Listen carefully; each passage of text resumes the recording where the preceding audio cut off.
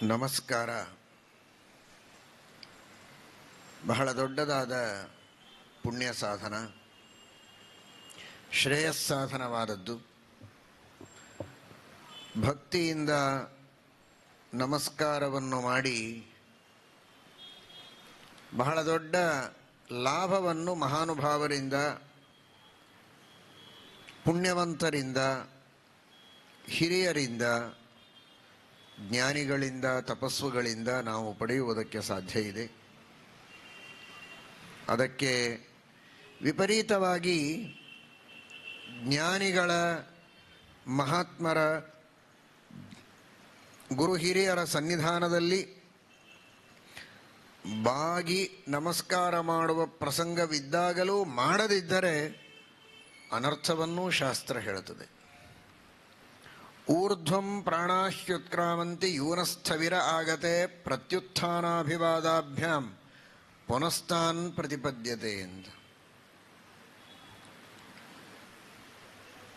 ದೊಡ್ಡವರು ಬಂಧಕಾರವನ್ನು ಮಾಡಿ ಅವರ ಅನುಗ್ರಹವನ್ನು ಪಡೆಯದೇ ಇದ್ದರೆ ಇವನ ಪ್ರಾಣಶಕ್ತಿ ಹೊರಗೆ ಹೋಗುತ್ತಂತೆ.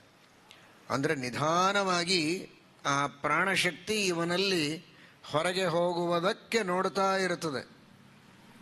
ಇವನಿಗೆ ಎಷ್ಟು ಆಯುಷ್ಯ ಇರಬೇಕೋ ಅದು ಕಡಿಮೆಯಾಗಿ ಶೀಘ್ರದಲ್ಲಿ ತನ್ನ ಪ್ರಾಣವನ್ನು ಕಳೆದುಕೊಳ್ಳುವ ಪ್ರಸಂಗ. ಅದರರ್ಥ ಆಯುಷ್ಯ ಇವನಿಗೆ ಅಲ್ಪವಾಗತ್ತೆ. ದೀರ್ಘಾಯುಷ್ಯವನ್ನು ಪಡೆದುಕೊಳ್ಳಬೇಕೆಂಬ ಅಪೇಕ್ಷೆ ಇರುವಂತಹ ವ್ಯಕ್ತಿ ಅತ್ಯಂತ ಭಕ್ತಿ ಶ್ರದ್ಧೆಗಳಿಂದ ನಮಸ್ಕಾರವನ್ನು ಮಾಡಬೇಕು ದೊಡ್ಡವರಿಗೆ ಅಂತ. ದೇವರಿಗೆ ಮಾಡಬೇಕು, ಲಕ್ಷ್ಮೀ, ವಾಯುದೇವರೇ ಮೊದಲಾದ ದೇವತೆಗಳಿಗೆಲ್ಲ ನಮಸ್ಕಾರ ಮಾಡಬೇಕು ಅನ್ನುವುದನ್ನೇನು ಹೇಳೋದು, ಮಾಡಲೇಬೇಕು. ತನಗಿಂತಲೂ ಉತ್ತಮರಾದವರಿಗೆ ಎಲ್ಲರಿಗೂ ಮಾಡಬೇಕು ಅಂದ ಮೇಲೆ ಎಲ್ಲರಿಗಿಂತಲೂ ಉತ್ತಮರಾದಂತಹ ಆ ಮಹಾನುಭಾವರಿಗಂತೂ ನಮಸ್ಕಾರವನ್ನು ಮಾಡಲೇಬೇಕು.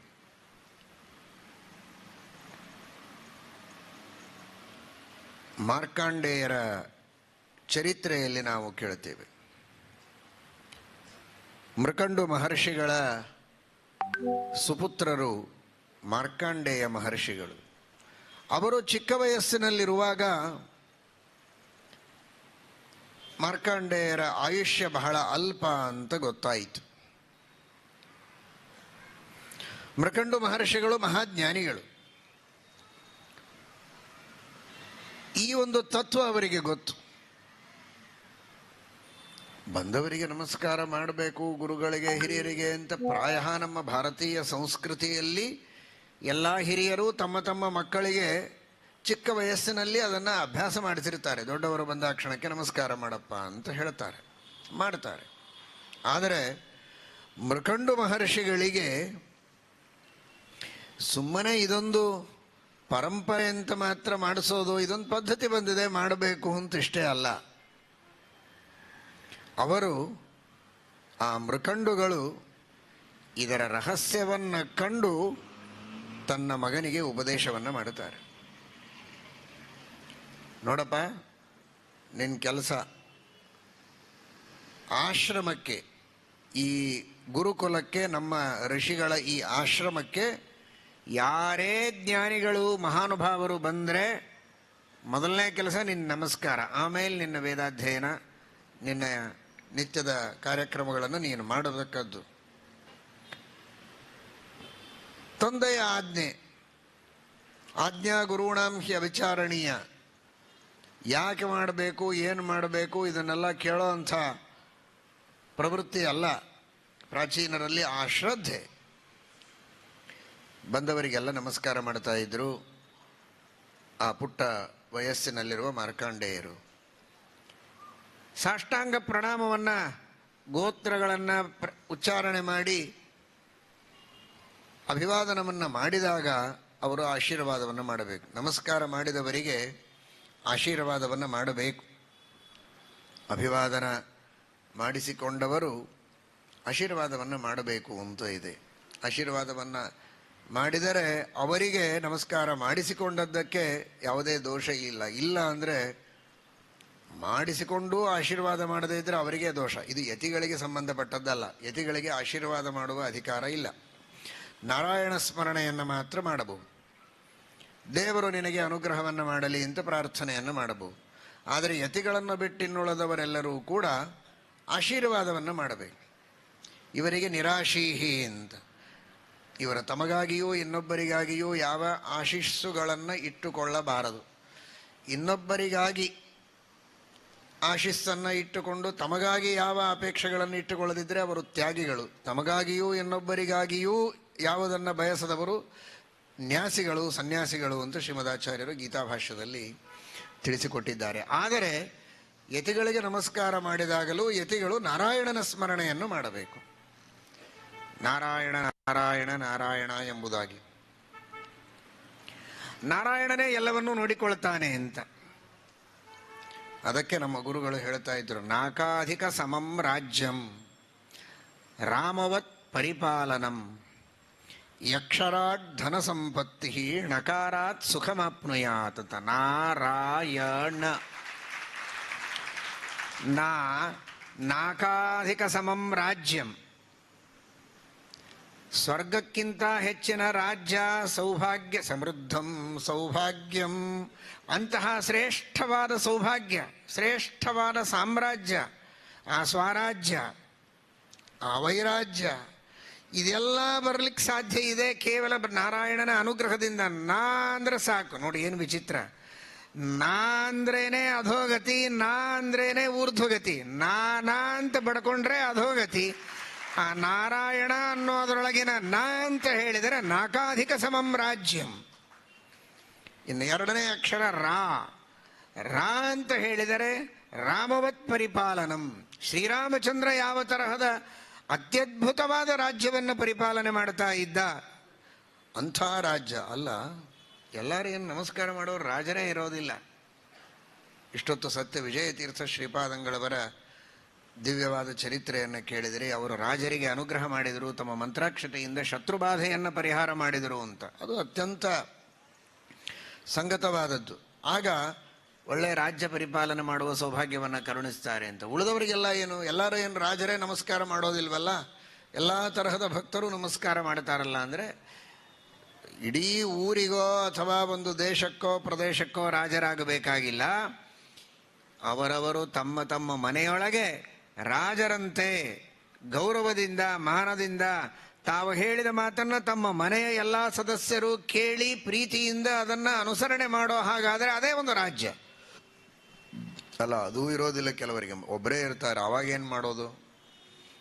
ಒಬ್ಬರೇ ಇದ್ದರೂ ಕೂಡ ಅವನ ಶರೀರದೊಳಗೇನೆ ಅವನು ರಾಜನಾಗಿರಬೇಕು. ಶತ್ರುಬಾಧೆ ಇಲ್ಲದೇ ಇದ್ದಂತೆ. ಜಿಹ್ವೈ ಕಥೋಚ್ಯುತ ವಿಕರ್ಷತಿ ಮಾ ವಿತೃಪ್ತ ಶಿಷ್ಣೋನ್ಯತಸ್ತ್ವಗುದರಂ ಶ್ರವಣಂ ಕುತಶ್ಚಿತ್ ಘ್ರಾಣೋನ್ಯತಶ್ಚಪಲದೃಕ್ವಚ ಕರ್ಮಶಕ್ತಿ ಬಹ್ವ್ಯಸ್ಯ ಪತ್ನ್ಯ ಇವ ಗೇಹ ಪತಿಂ ಲುನಂತಿ. ಈ ಶರೀರದೊಳಗೇನೆ ಇವನು ಅನೇಕ ಶತ್ರುಬಾಧೆಯಿಂದ ಒದ್ದಾಡ್ತಾ ಇರ್ತಾನೆ. ಈ ಜ್ಞಾನೇಂದ್ರಿಯಗಳು ಕರ್ಮೇಂದ್ರಿಯಗಳು ಒಂದೊಂದು ಕಡೆಗೆ ಇವನನ್ನು ಸೆಳೀತವೆ, ತಪ್ಪು ದಾರಿಗೆ ಎಳೀತವೆ, ಇವನೊಳಗಿರೋ ಗುಣಗಳನ್ನೆಲ್ಲ ಕಳೀತವೆ. ಇಂಥ ಸಂದರ್ಭದೊಳಗೆ ಇವನು ತನ್ನ ಶರೀರದೊಳಗೆ ಆ ಯಾವ ಇಂದ್ರಿಯಗಳಿಗೆ ಪರವಶನಾಗದೆ ರಾಜನಂತೆ ಇರಬೇಕಲ್ಲ. ಅದೇ ರಾಮರಾಜ್ಯ. ಶ್ರೀರಾಮ ರಾಮ ಪ್ರಗ್ರಹವಾನ್, ವಾಲ್ಮೀಕಿ ಋಷಿಗಳು ಹೇಳುವಂತೆ. ಇಡೀ ಜಗತ್ತೇ ಅವನ ಅಧೀನವಾದಾಗ ಯಾರು ಅವನ ಮೇಲೆ ಅಧಿಕಾರ ಮಾಡುವವರಿದ್ದಾರೆ? ಅಂತಹ ಶ್ರೀರಾಮಚಂದ್ರನ ಸ್ಮರಣೆಯಿಂದ, ಆ ರಾಮ ಅನ್ನುವಲ್ಲಿರುವ ರಾ ಎಂಬ ಒಂದು ಅಕ್ಷರದ ಸ್ಮರಣೆಯಿಂದಲೂ ಕೂಡ ರಾಮರಾಜ್ಯವನ್ನು ಪರಿಪಾಲನೆ ಮಾಡುವ ಸೌಭಾಗ್ಯ ಸಿಗತ್ತೆ ಅಂತ. ರಾಮವತ್ ಪರಿಪಾಲನಂ. ಇನ್ನು ಅಂತ ಹೇಳಿದಾಗ ಯಕ್ಷರಾಟ್ ಧನ ಸಂಪತ್ತಿ. ಕುಬೇರನಿಗೆ ಯಾವ ತರಹದ ಶ್ರೇಷ್ಠವಾದ ಸಂಪತ್ತಿದೆ ಅಂತಹ ಶ್ರೇಷ್ಠವಾದ ಸಂಪತ್ತು, ಧರ್ಮದಿಂದ ಸಂಪಾದನೆ ಮಾಡಿದ ಸಂಪತ್ತು, ಧರ್ಮಕ್ಕಾಗಿ ವಿನಿಯೋಗವಾಗುವಂತಹ ಸಂಪತ್ತು. ಬಂದದ್ದು ಧರ್ಮದಿಂದ, ಸೇರೋದು ಧರ್ಮಕ್ಕೆ. ಅಂತಹ ಸಂಪತ್ತು ಅದನ್ನು ಪರಮಾತ್ಮ ಕೊಡ್ತಾನೆ. ಣ ಅಂದರೆ ನಶ್ಚ ನಿರ್ವೃತಿ ವಾಚಕ ಅಂತ ಇದೆ. ಣ ಅಂದರೆ ಸುಖ, ಉತ್ತಮವಾದಂತಹ ಮೊದಲ ಹಂತದಲ್ಲಿ ಶಾಸ್ತ್ರಗಳ ಅಧ್ಯಯನದಿಂದ ಆಗುವಂತಹ ಆನಂದ. ಆ ಅನಂತರದಲ್ಲಿ ಭಗವಂತನ ದರ್ಶನದಿಂದ ಆಗುವಂತಹ ಆನಂದ ಮೋಕ್ಷಾನಂದವನ್ನೇ ಪರಮಾತ್ಮ ಕ್ರಮವಾಗಿ ಹಂತ ಹಂತವಾಗಿ ಸಾಧನೆಯನ್ನು ಮಾಡಿಸಿ ನಮಗೆಲ್ಲ ಕೊಡ್ತಾನೆ ಎನ್ನುವ ದೃಷ್ಟಿಯಲ್ಲಿ ನಾರಾಯಣ ನಾರಾಯಣ ನಾರಾಯಣ ಎಂಬುದಾಗಿ ಯತಿಗಳು ನಾರಾಯಣ ಸ್ಮರಣೆಯನ್ನು ಮಾಡಬೇಕು ಎಂಬುದಾಗಿ ತಿಳಿಸಿಕೊಟ್ಟಿದ್ದಾರೆ.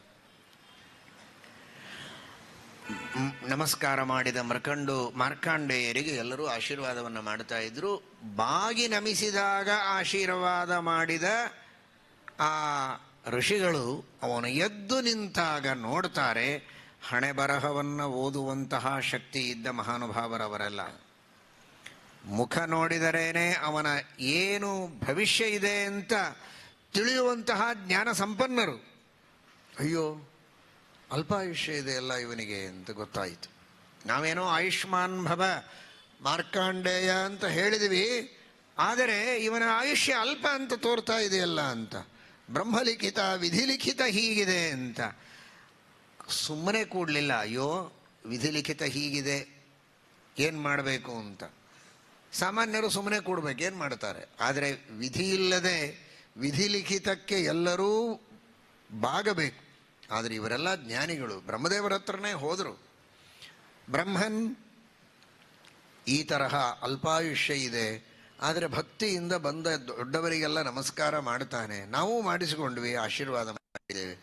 ನಮಗಿರೋದು ಒಂದು ಸ್ವಾರ್ಥ, ನಮ್ಮ ಆಶೀರ್ವಾದ ಸುಳ್ಳಾಗಬಾರದು. ಪರಾರ್ಥ ಅವನಿಗೆ ಒಳ್ಳೆಯದಾಗಲಿ ಅನ್ನೋದು ಉಂಟು. ಜೊತೆಗೆ ನಾವೆಲ್ಲ ಮಾತಾಡಿದ್ದು, ಇಷ್ಟು ಜನ ಋಷಿಗಳೆಲ್ಲ ಮಾತಾಡಿದ್ದು ಸುಳ್ಳು ಅಂದರೆ ನಾಳೆ ಯಾರು ಋಷಿಗಳಿಗೆ, ಜ್ಞಾನಿಗಳಿಗೆ, ತಪಸ್ವಿಗಳಿಗೆ ಮಹತ್ವವನ್ನು ಕೊಡ್ತಾರೆ? ಇದು ತಮ್ಮ ಕೈಯಲ್ಲಿದೆ ಅಂತ ಬ್ರಹ್ಮದೇವರು ಪರಮಾನುಗ್ರಹವನ್ನು ಮಾಡಿ ಅವನಿಗೆ ದೀರ್ಘವಾದ ಆಯುಷ್ಯ ಬರಲಿ ಅಂತ ಅನುಗ್ರಹ ಮಾಡಿದ್ದಾರೆ. ಆ ಮಾರ್ಕಾಂಡೇಯರು ದೀರ್ಘಾಯುಷ್ಯ ಸಂಪನ್ನರಾಗಿದ್ದಾರೆ. ರುದ್ರದೇವರು ವಿಶೇಷವಾಗಿ ಅನುಗ್ರಹವನ್ನು ಮಾಡಿದ್ದಾರೆ. ನರಸಿಂಹ ಪುರಾಣ ವರ್ಣನೆ ಮಾಡುವಂತೆ ಆ ಮಾರ್ಕಾಂಡೇಯರು ವಿಶೇಷವಾಗಿ ರುದ್ರಾಂತರ್ಗತ ನರಸಿಂಹದೇವರ, ಭಾರತೀಯ ಮುಖ್ಯ ಪ್ರಾಣಾಂತರ್ಗತ ನರಸಿಂಹದೇವರ ಉಪಾಸನೆಯನ್ನು ಮಾಡಿದ್ದಾರೆ.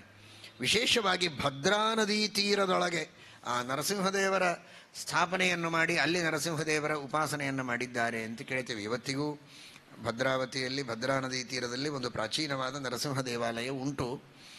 ಪುರಾಣದಲ್ಲಿಯೂ ಆ ಭದ್ರಾ ತೀರದಲ್ಲಿ ನರಸಿಂಹದೇವರ ಉಪಾಸನೆಯನ್ನು ಮಾರ್ಕಾಂಡೇಯರು ಮಾಡಿ ದೀರ್ಘಾಯುಷ್ಯವನ್ನು ಪಡೆದರು ಅನ್ನುವ ಉಲ್ಲೇಖ ನಮಗೆ ಸಿಗತ್ತೆ. ನರಸಿಂಹದೇವರ,